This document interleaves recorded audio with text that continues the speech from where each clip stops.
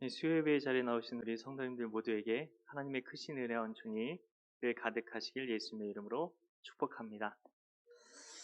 이 사사기에 나오는 사사는 몇 명일까요?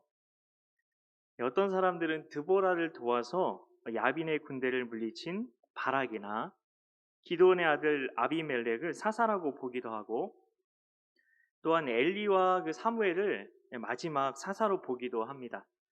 그러나 이 아비멜렉은 기드온의 아들인데요. 굉장히 악랄했어요. 그래서 악랄함 때문에 빼고, 그리고 엘리는 제사장의 성격이 좀 강해서 빼고, 사무엘은 선지자의 성격이 좀 더 강해서 이렇게 빼고, 이게 사사기 안에서만 이렇게 본다면 사사는 12명이다 이렇게 볼 수 있습니다. 선지자들이 쓴 성경인 선지서에도 소선지서가 있고요. 대선지서라고 이렇게 있는데요. 소선지서, 대선지서, 이건 한자로 작을소, 큰 대니까 작은 선지자, 큰 선지자 이렇게 나누려고 한 것은 아니고요. 성경 분량에 따라서 소선지서, 대선지서 이렇게 나눈 것뿐입니다. 이처럼 사사 중에도 그런데 소사사와 대사사 이렇게 나눈다는 것입니다. 왜 이렇게 나누었을까요? 선지서가 분량에 따라 나눈 것과 비슷하게 소사사는 성경에서 분량이 대사사의 그 내용보다 좀 이렇게 실제로 적습니다. 그래서 그렇게 나누었다고 이야기하는 사람들도 있고요. 어떤 이들은 대사사는 업적이 많고, 그리고 일단 유명하고, 그리고 특히 외부의 강한 적을 물리친 군사 지도자였는데, 반면에 소사사는 이스라엘의 외부가 아니라 내부의 분쟁을 해결하여 주는 정치 지도자 일을 주로 했기 때문이다. 그렇게 말하기도 합니다. 그런데 이런 구분은 성경적이라고 보기는 좀 어려울 것 같습니다. 어떤 사사는 더 유명하니까 대사사고, 어떤 사사는 성경에 몇 줄 없고 그러니까 소사사다. 이건 아니잖아요. 네. 그냥 편의상 이렇게 구분할 수도 있다. 이렇게 알아두시면 좋겠습니다. 학자들이 그냥 그렇게 나눠놨어요. 그러면 대사사는 누구일까요? 온니엘, 에훗, 드보라, 기드온, 입다, 삼손입니다. 이 이름들을 다 외울 수 있을까요? 좀 이렇게 어려워 보입니다. 다 외우는 건. 근데 외우실 수가 있습니다. 제가 방법을 찾아냈습니다.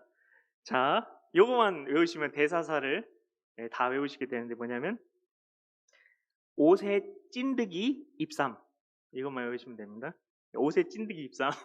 입삼이라는 말은 입었음의 줄임말이라고 합니다. 요즘 애들이 쓰는 말로 입삼. 그래서 옷에 찐득이 입삼. 네. 근데 찐이라는 말은 없어요. 그래서 그냥 이렇게 말이 되게 만들려고 이렇게 넣은 건데요. 그래서 사사 중에 진 씨는 절대 없습니다. 사사 중에 진 씨가 있나 이게 생각하시면 아니되옵 사사나이다. 네. 자, 그러면 소사사는 어떻게 외울 수 있나 궁금하시죠? 이것도 찾아냈습니다. 네. 삼갈, 돌라, 야일, 입산, 압돈, 엘론. 참 이게 이름이 더 어려워요. 소사사는 생소하고. 자, 근데 더 쉽습니다. 소사사 외우기가. 삼도랴 이바펠, 삼도라 이바펠 이거 외우시면 됩니다. 그래서 삼돌이 입 앞에 뭐가 묻었는지, 그거 그렇게 그건 상상에 맡기고요. 삼도라 입 앞에 그것만 외우시면 됩니다. 너무 억지 같으시면 더 좋은 것을 만들어서 저에게 가르쳐 주십시오. 그럼 잘 쓰겠습니다. 자, 그럼 오늘 이야기를 나눌 사사는 소사사일까요? 대사사일까요? 자, 오늘 온니엘이잖아요. 옷에 찐득이 입삼. 네. 에웃. 옷에 찐득이 입삼. 네. 그리고 삼드라 이바펠. 자, 대사사일까요? 소사사일까요? 대사사죠. 대단하십니다. 벌써 다 외우신 겁니다. 자, 지난 그 주일 일부 시간에 이렇게 말씀을 드렸던 옷에 찐득이 입삼. 네, 그래서 온니엘. 그 온니엘이 죽은 이야기가 사사기 3장 11절에 나오게 되는데요. 네, 사사기 3장 11절 말씀 같이 한번 읽어보겠습니다. 그 땅이 평온한 지 40년에 그나스의 아들 온니엘이 죽었더라. 네, 이 온니엘이 구산 리사다임을 물리친 이야기를 알고 계시죠? 두 배로 악한 구산이라는 뜻을 가진 구산 리사다임이었죠. 그리고 나서 나라가 40년 동안 평안했다고 하는데요. 그렇게 첫 번째 대사사 온니엘이 죽습니다. 그리고 나서 3장 12절에 어떤 일이 일어났을까요? 12절 말씀도 같이 읽어보겠습니다. 이스라엘 자손이 또 여호와의 목전에 악을 행하니라. 이스라엘 자손이 여호와의 목전에 악을 행함으로 여호와께서 모압 왕 에글론을 강성하게 하사 그들을 대적하게 하시매. 아멘. 네, 이스라엘 백성들은 온전히 죽자마자 또 악을 행했습니다. 사사기는 이스라엘 백성들이 그 저지른 악에 대해서 말씀하면서 반복해서 여호와의 목전에 악을 행했다 이렇게 이야기를 하고 있습니다. 뭐 그냥 그들이 악을 행했다 그렇게 말했으면 뭐 될 것 같은 그렇게 말해도 될 것 같은데 왜 굳이 여호와의 목전에 악을 행했다고 이렇게 말씀을 해놓으신 걸까요? 여호와의 목전이라는 말에서 목전이라는 말은 히브리 말로 아인입니다. 아인은 눈입니다. 아이는 눈. 여기서 나왔나 봐요. 아이가 눈. 아이는 눈인데요. 그렇기 때문에 여호와의 목전이라는 것은 이 모든 것을 하나님의 눈으로 다 지켜보고 계셨다는 겁니다. 하나님께서 다 지켜보고 계신데 이스라엘 백성들이 또 악을 행하고 있었다는 겁니다. 그리고 여호와의 목전이라는 말에는 또 다른 뜻이 있는데요. 사사기에서는 반복적으로 자기 소견에 옳은 대로 라는 말씀을 반복적으로 하고 있습니다. 근데 자기 소견에 옳다는 말에 소견이라는 말도 히브리 말로 뭘까요? 아인입니다. 아인. 소견 뭔가 다른 단어일 것 같은데 히브리 말로는 똑같이 아인이란 말을 사용하고 있습니다. 그들은 자기 눈에 소견을 눈으로 바꾸면 자기 눈에 옳은 대로 살고 있었던 거죠. 중요한 건 근데 자기 눈엔 옳은데 하나님 눈에는 악이라는 것을 모르고 살고 있었다는 겁니다. 그래서 하나님께서 하신 일이 무엇이었습니까? 하나님께서 모압 왕 에글론을 강성하게 하시는데요. 모압은 어떤 나라였습니까? 자막 내려주셔도 됩니다. 모압은 어떤 나라였습니까? 성경에 모압과 암몬은 항상 함께 이렇게 나오곤 하는데요. 왜냐하면 아브라함의 조카 롯과 큰딸 사이에서 태어난 아들이 모압이었고요. 작은 딸과 롯이 낳은 아들이 암몬이었습니다. 물론 딸들이 아버지에게 술을 마시게 하고 롯이 모르는 사이에 일어난 일이라고 성경에 나와 있긴 하지만 아무리 그래도 근친상간이죠. 말도 안 되는 일이 벌어진 겁니다. 근데 이 모압이라는 이 민족의 이름의 뜻이 혹시 뭔지 아시나요? 아버지의 자식. 아버지의 자식, 민족 이름이 아버지의 자식이에요. 그럼 암몬은요? 근친상간했죠. 근친의 이런 뜻이라고 합니다. 이름도 완전히 콩가루 집안이에요. 네. 그래서 이름부터가 근친상간에서 생겨난 족속들, 모압하고 암몬이 같이 가야 돼요. 근친의 아버지의 우리가 보기에 이해가 되지 않는 민족 이름입니다. 그렇다고 해도 어쨌든 아브라함의 후손이었던 이스라엘 백성들과는 친척이라고 할 수 있었습니다. 태생부터 후한무치, 부끄러움을 모르는 자들이 모압과 암몬이었다는 것입니다. 이스라엘 백성들이 출애굽할 때 이 모압은 이 아모리 왕 시온에게 고통을 당하고 있었는데요. 이 아모리인은 이 함의 아들 가나안의 후손들이었습니다. 시온은 모압 땅의 일부를 차지하고 강탈한 거죠. 강제로 이렇게 점령하고 모압을 완전히 집어삼키려고 하고 있었습니다. 시온이요. 그때 마침 이스라엘 민족이 출애굽해가지고 의기양양하게 지금 모압을 향해 오고 있었습니다. 그래서 이스라엘과 이제 동맹을 맺고 땅을 지킬 수 있지 않을까 기대감을 가졌던 겁니다. 그러나 이스라엘은 시온과의 싸움에서 이긴 뒤 어떻게 했을까요? 민수기 21장 15절 말씀을 같이 읽어보겠습니다. 모압 골짜기에 비탈은 아르 고를 향하여 기울어지고 모압의 경계에 닿았도다 하였다. 다른 말씀이 죄송합니다. 예, 이게 다른 구절 가지고. 예, 자, 민수기 거의 21장에 보면은 모압에게 그 땅을 돌려주지 않았다고 합니다. 자막 얼른 내려주세요. 네, 네. 일부러 그런 겁니다. 일부러. 네. 농담입니다. 실수입니다. 자, 그때부터 관계가 틀어진 거예요. 그때부터 모압하고. 선지자 그리고 나서 선지자 발람 사건이 있었고, 바알볼의 대표적인 예배로 이스라엘 우상 숭배의 길로 가게 했던 이야기를 통해서 모압과 이스라엘 사이의 관계가 얼마나 이렇게 악화되었는지를 우리는 알 수 있습니다. 드디어 모압 왕 에글론 시대가 된 거죠. 그때 아마 모압 사람들은 이 아르논강 북쪽에 옛 영토를 회복했던 것으로 보인다고 학자들은 이야기를 하고 있습니다. 그래서 어느 정도 힘을 회복한 이 모압이 이스라엘에 쳐들어온 거죠. 그래서 사사기 3장 12절에 보면 여호와께서 모압 왕 에글론을 강성하게 하셨다 이렇게 되어 있습니다. 자, 얼마나 강해졌나 하면요, 13절 말씀을 같이 한번 보도록 하겠습니다. 같이 읽습니다. 에글론이 암몬과 아말렉 자손들을 모아 가지고 와서 이스라엘을 쳐서 종려나무 성읍을 점령한지라. 아멘. 이 모압 왕 에글론이 암몬과 아말렉 자손과 함께 쳐들어왔다고 말하고 있습니다. 이 암몬은 근데 이스라엘과 그 이전에 한 번도 전쟁을 했던 적이 없었어요. 출애굽할 때도 이게 한 번도 부딪힌 적이 없었거든요. 근데 그러나 이 이후로 같이 이 전쟁에 같이 동맹으로 참여한 이후로 사이가 안 좋아져서 후에 암몬은 길르앗 땅을 점령하려고 쳐들어오기도 합니다. 그럼 아말렉 자손은 어땠을까요? 이 아말렉 자손은 왜 이스라엘을 치는 걸 도왔을까요? 이 아말렉 자손은 에서의 후손입니다.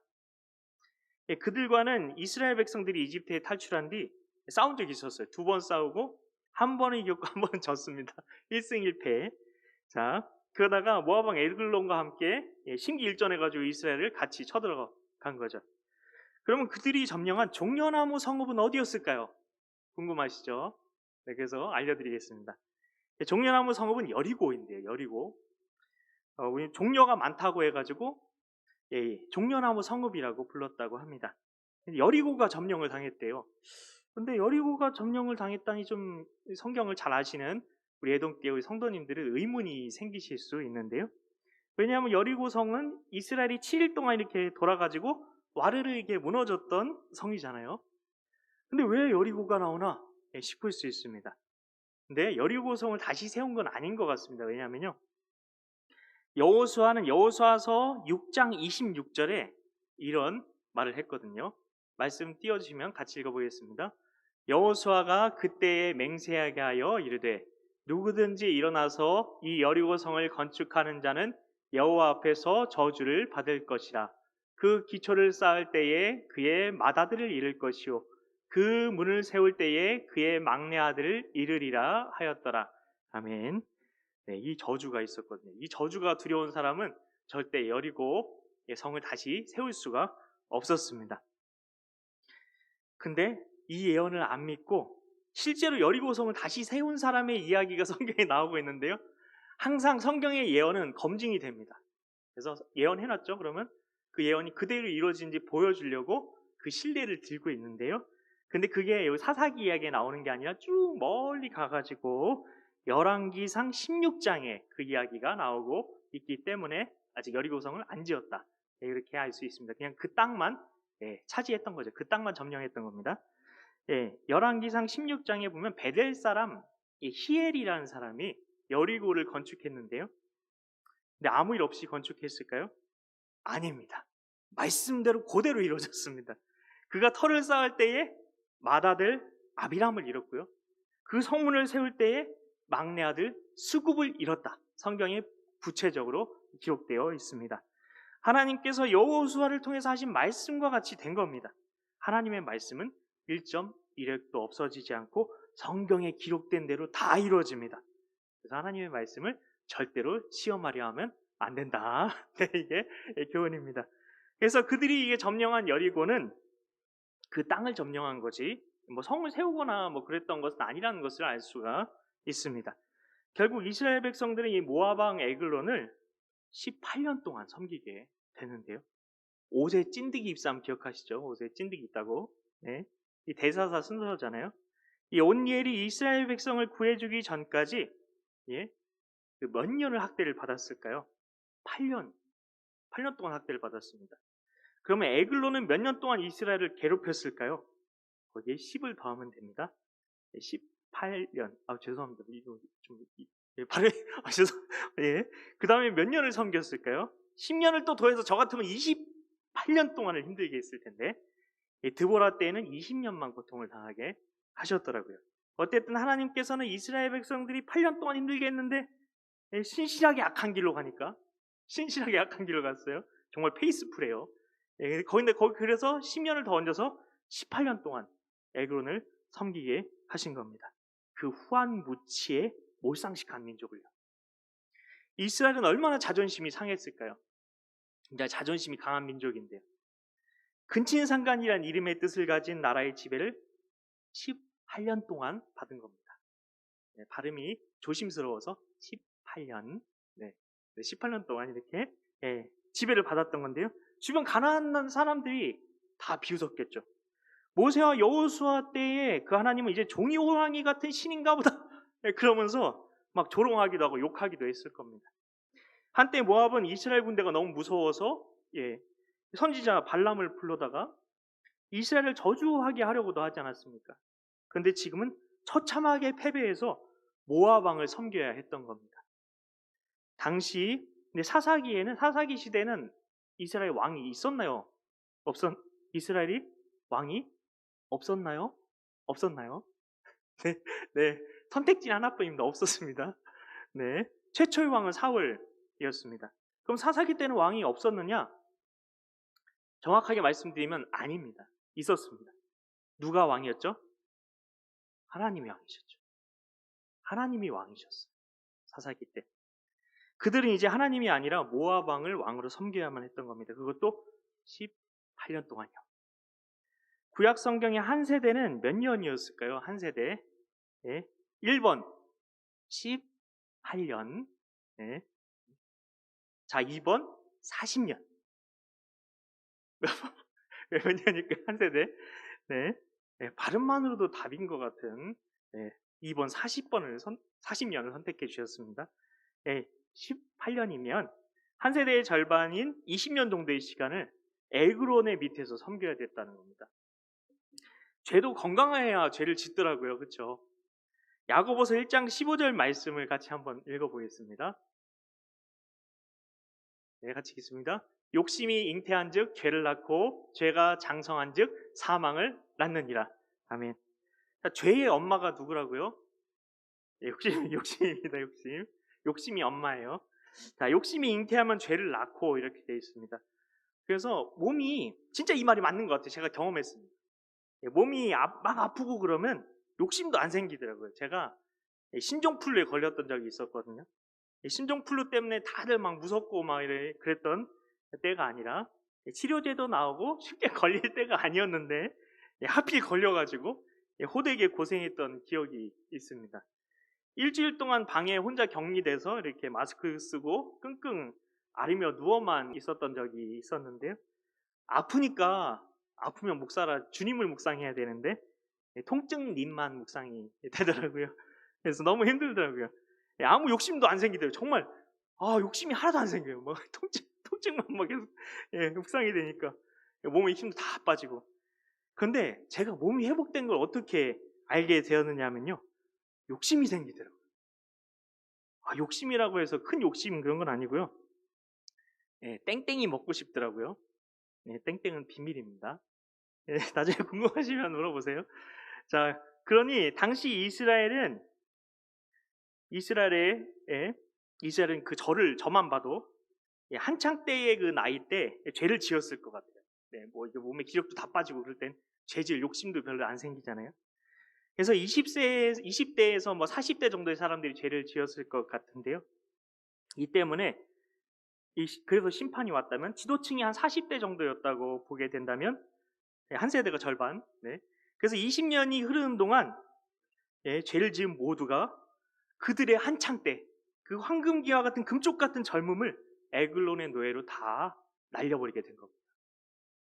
이스라엘 백성들이 하나님을 잘 섬겼더라면 그들은 평생을 하나님께서 주시는 은혜 안에서 살 수도 있었을 텐데요. 우상을 섬겼기 때문에 평생 고생만 하면서 모든 시간을 허송세월하게 되어버렸던 거죠. 광야에서 40년을 떠돌았던 이스라엘 백성들도 보세요. 그들이 가데스 바네아에서 여호수아와 갈렙의 말을 들었더라면 어떻게 됐을까요? 그들은 가나안 땅을 차지할 수 있었을 겁니다. 우리는 역사를 보면서 뭐뭐 했더라면 이런 생각이 들 때가 참 많이 있죠. 인간의 선택이 그만큼 중요하다고 생각하는 겁니다. 실제로 성경도 그렇게 이야기를 합니다. 모든 것이 운명적으로 결정되어 있다. 이것은 성경적인 게 아닙니다. 그래서 어떤 분들은 하나님, 그 청년들 중에 하나님이 예비하신 제 짝을 보여주세요. 그러고 그 하나님의 예비하신 짝이 한 사람만 있다고 생각해서 그렇게 결혼하시는 분도 있는데요. 그래서 하나님이 나를 위해서 점지하신 그 짝이 누군지 이게 알기 위해서 신령한 사람을 찾아다니기도 하더라고요. 근데 그게 아니라는 겁니다. 불교에서는 모든 게 부처님 손바닥 안에 있다고 믿는데 우리도 인생 만사가 다 하나님 손바닥 안에 있다고 생각하기도 합니다. 그래서 우리가 뭘 해도 하나님이 원하는 대로, 우리가 뭘 해도 다 하나님이 원하는 대로 되니까 내가 애써봐야 아무 소용이 없다, 이렇게 생각을 하기도 합니다. 그러나 그렇다면 하나님이 선악과를 주셨을까요? 유식하신 분들은 선악과가 아니라 선악을 알게 하는 나무의 열매다, 이거를 아실 텐데요. 다 아시니까 줄여서 선악과라고 이렇게 편의상 부르도록 하겠습니다. 이 선악과만 하나님이 안 만드시고 만드셨더라도 절대 못 따먹게 이렇게 철조망이라도 쳐놓으셨으면 되는 거 아닌가 싶기도 합니다. 그러나 우리가 자발적으로 무언가를 선택할 수 없다면 로봇과 무엇이 다르겠습니까? 하나님은 우리와 마음을 나누는 관계를 원하시죠. 그래서 우리에게 의지의 자유를 주셨던 겁니다. 선악과는 나쁜 게 아니었어요. 선악과는 우리에게 의지의 자유가 있다는 그것을 보여주는 증거였던 것입니다. 그렇기 때문에 운명이 아니라 우리 선택이 중요하다는 겁니다. 그렇다고 해서 우리의 선택이 역사 전체를 좌우하느냐? 그것도 아닙니다. 그렇게 교만해서는 안 됩니다.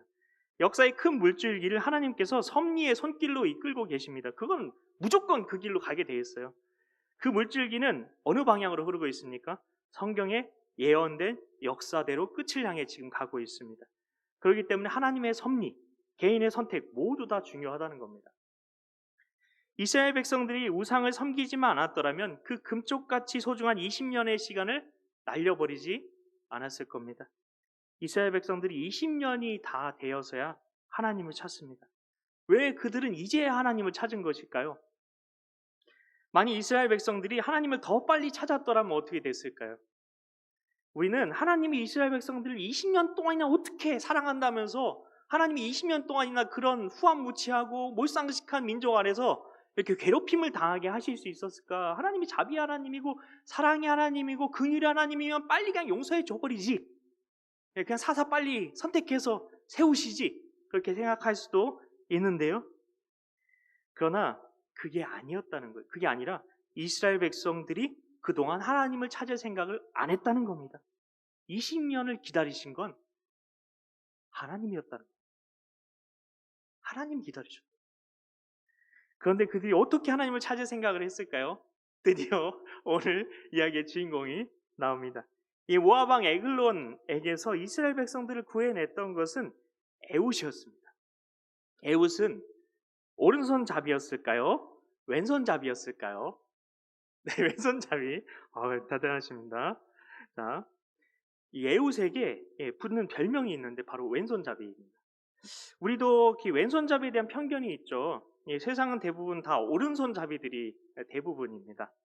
그래서인지 왼손잡이로 태어난 아이들을 부모님들이 막 혼을 내가지고 오른손으로 글씨를 쓰게 하고 밥을 먹게 하는 경우를 보게 되는데요. 양손잡이는 괜찮은데 왼손잡이만은 안 되는 겁니다. 성경에서도 보면 오른손이 권능, 윗자리를 말합니다. 그래서 성경에서 오른쪽이 좋은 거다 이렇게 생각하시면 되는데요. 그래서 요셉이 그 두 아들을 아버지 야곱에게 안수를 받게 하려고 데려갔던 적이 있었죠. 그때 아버지 야곱이 오른손을 누구의 머리에 얹었죠? 네, 차남 에브라임의 머리에 얹었습니다. 이때 아버지 야곱은 이게 눈이 좀 침침해가지고 거의 보이지 않았다고 합니다.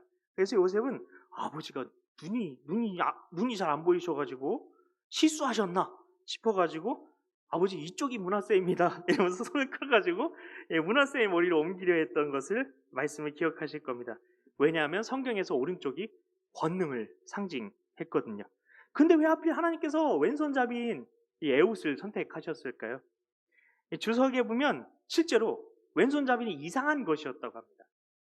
20년 동안 하나님을 찾지 않을 정도였다면 대부분의 사람들이 다 하나님과 상관없는 삶을 살고 있었다는 겁니다. 그렇게 고통을 당했는데도 하나님의 이름을 부를 생각조차 못했던 거죠. 이런 현상이 당시의 대세였다는 겁니다. 마치 오른손잡이들이 대세인 것처럼. 이 왼손잡이였던 에웃은 이상한 사람 취급을 받으며 커왔을 겁니다. 그는 한순간에 사사가 되지 않았던 것 같아요. 왜냐하면 기드온처럼 특별한 만남의 순간이 성경에 기록되어 있지 않기 때문입니다.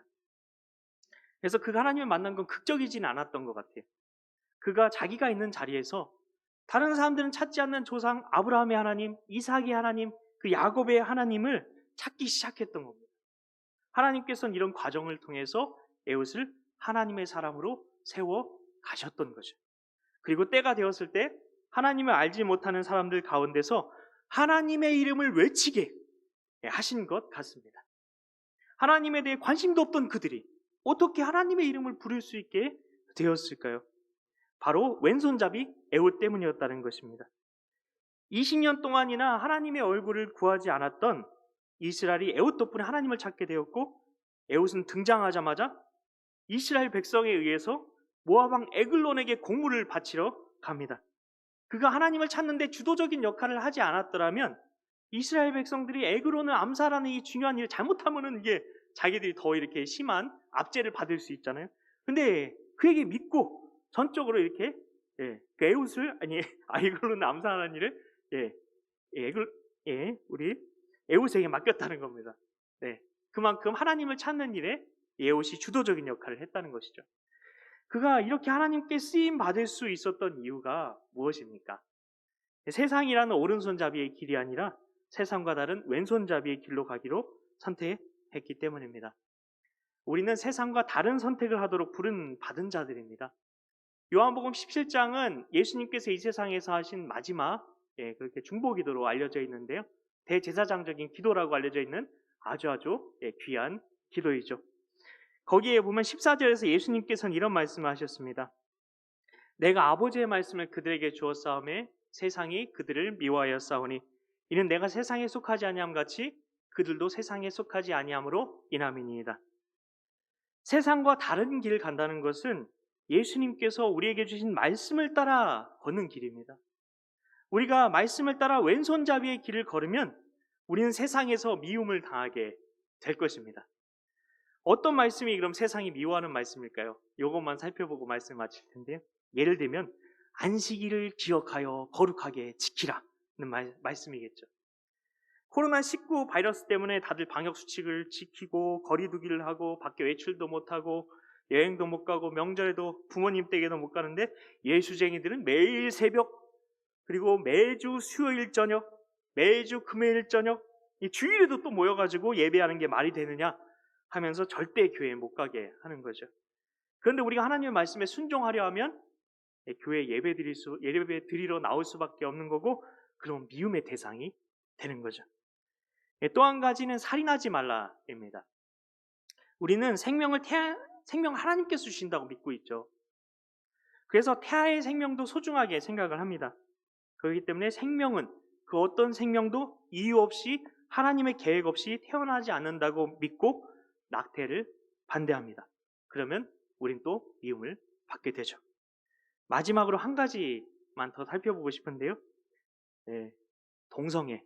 어떻게 생각하시는지 모르겠습니다. 이게 왜 정치적인 이슈가 되었는지 모르겠어요. 이 말씀 드렸다가 저도 미움을 받을 수 있겠지만 그래도 해야겠습니다. 성경에는 분명히 동성애는 하나님 보시기에 가증한 죄라고 말하고 있습니다. 왜 동성애만 가지고 뭐라고 하느냐? 예수님은 약자들의 편이셨다. 이렇게 말을 합니다. 동성애자를 주님의 마음으로 품는 것과 동성애라는 죄를 용납하는 것은 다른 문제죠. 동성애는 죄입니다. 죄에서 돌이키고 그 죄를 버려야 구원 얻습니다. 그러니 우리는 동성애자들을 사랑으로 품고 그들이 그 죄를 버리고 바른 길로 갈 수 있도록 하나님의 길을 제시해 주어야 합니다. 그냥 무조건적으로 약자인이 품어주자. 이게 과연 옳으냐는 것입니다. 성경에서 죄라고 말하는데 괜찮다고, 하나님이 당신 사랑하시고 당신의 성적인 취향도 이해해 주신다고 성경과 다른 말, 세상이 하는 말을 해야 하는 것일까요? 아닙니다. 동성애가 죄라고 성경대로 말하면 이 또한 우리는 미움을 받게 됩니다. 성도 여러분, 우리는 왼손잡이 애옥과 같이 세상과 다른 하나님의 길로 가고 있습니까? 세상과 다른 소리를 내고 계십니까? 아니면 세상 사람들과 다르지 않은 오른손잡이의 길을 동일하게 가고 계십니까? 예수님께서는 죄로 어두워져서 무엇이 하나님의 길인지 모르는 세상에 우리를 말씀의 빛으로 삼기를 원하시고 말씀의 소금으로 삼기를 원하십니다. 그러기 위해서 내가 해야 하는 성경적인 말과 행동은 무엇인지 돌아보셨으면 좋겠습니다. 세상의 미움을 받는 길이라도 하나님의 길로 가시겠습니까? 하나님께서는 왼손잡이의 길을 가는 사람을 찾고 계십니다. 그래서 오른손잡이의 길로 가는 세상을 품기를 원하십니다. 이 시간 제가 그 사람이 되길 원합니다. 라는 그 고백을 드리는 하나님의 사람을 통해 하나님께서는 하나님의 은혜와 축복이 오른손잡이의 길로 가는 이 세상에 흘러가게 하시는 것입니다. 하나님, 제가 주님의 길을 선택하는 바로 그 사람이 되길 원합니다. 우리 고백하며 함께 찬양하겠습니다. 주님이 주를 위한 이곳에 우리 같이 찬양하며 기도하며 나가겠습니다.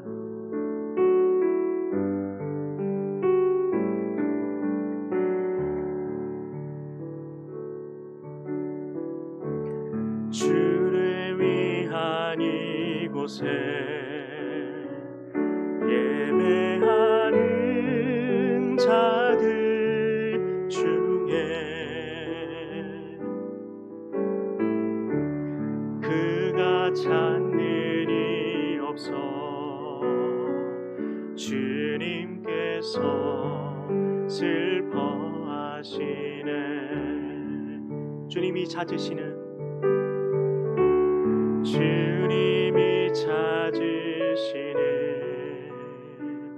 그 한 사람, 그 예배자, 내가 그 사람 되기 간절히 주께 예배하네. 주 은혜로, 주 은혜로 이곳에 서 있네. 주 임재에 엎드려 절하네. 그 어느 것도 난 필요 없네. 주님만 경배해. 주 은혜로 이곳에 서 있네. 주 임재에 엎드려 절하네. 그 어느 것도 난 필요 없네. 주님만 경배해. 우리 처음부터 한 번 더 고백하겠습니다. 주를 위한 이곳에 예배하는 자들 중에 그가 찾는 이 없어 주님께서 슬퍼하시네.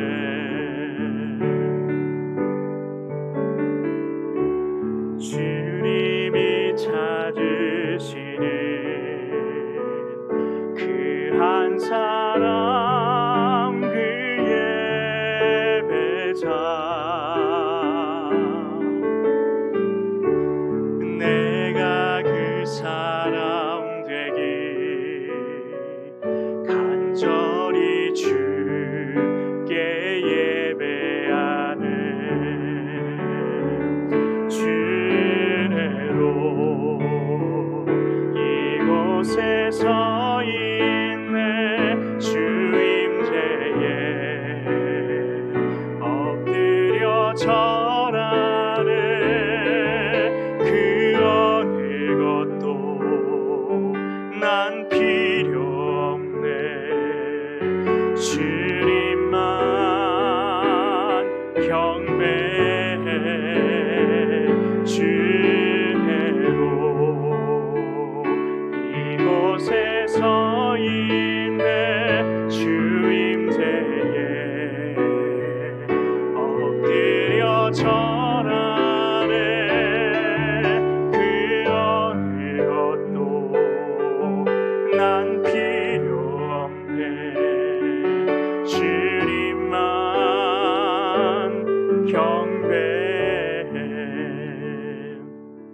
이 시간 우리 잠깐 기도하실 때에 하나님 우리가 정말 세상이 다 걸어가고 있는 세상의 풍조를 따라서 하나님 우리가 오른손잡이의 길을 걸어가는 것이 아니라 우리가 하나님의 길, 그 왼손잡이의 길로 걸어가는 우리가 되길 원합니다. 우리 같이 기도하며 나아가겠습니다. 하나님 아버지 감사합니다. 하나님 이 시간 하나님 우리가 아버지 왼손잡이 애국과 같이 아버지 세상과 다른 하나님의 길을 걸어가길 원합니다. 하나님 우리가 세상과 다르지 않고 아버지 세상 풍조를 따라 아버지 우리가 살아가고 있는 것은 아닌지 아버지 이 시간에 아버지 돌아보며 나아갑니다. 하나님께서는 우리를 산 제물로 드리라 말씀하셨습니다. 그리고 그것이 아버지 하나님의 뜻이 무엇인지 분별하여서 아버지 세상 풍조를 따르는 것이 아니라 하나님의 길을 걷는 것이라 말씀하셨습니다.